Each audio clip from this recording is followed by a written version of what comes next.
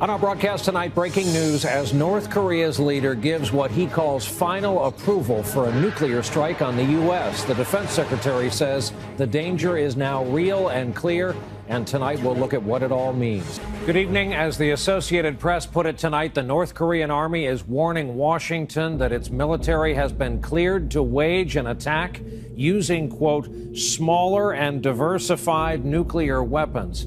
Further, North Korea says its troops have been authorized to counter U.S. aggression. Today, the U.S. Defense Secretary said this danger is real and clear, and this is certainly another escalation as analysts here in this country try to figure out what this young North Korean leader is up to.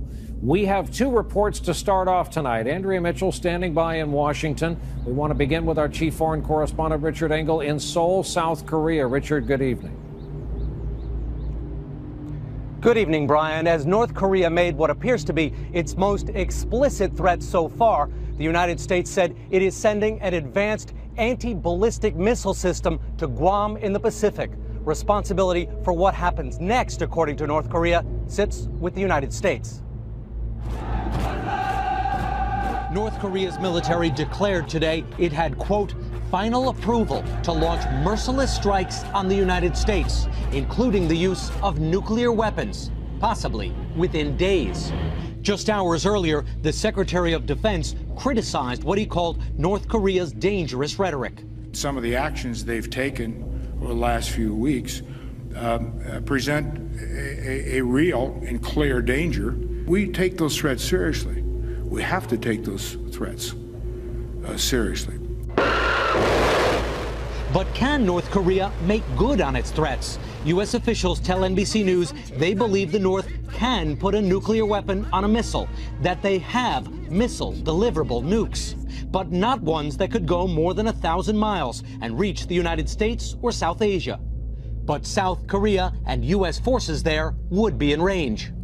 And today, the North severed a crucial tie with the South, turning away trucks and workers from the Kaesong Industrial Park, a rare joint effort inside North Korea that until now had been allowed to continue. In Seoul, where people have tried to shrug off the crisis, there are deep concerns. Polls say 2/3 of South Koreans want this country to have nuclear weapons. But that would spark an immediate crisis with the North and the risk of nuclear proliferation across Asia. Secretary of State Kerry, coming here next week, is already sending a message. The last thing the world needs is more nuclear nations. But South Koreans worry about the new young leader in the North.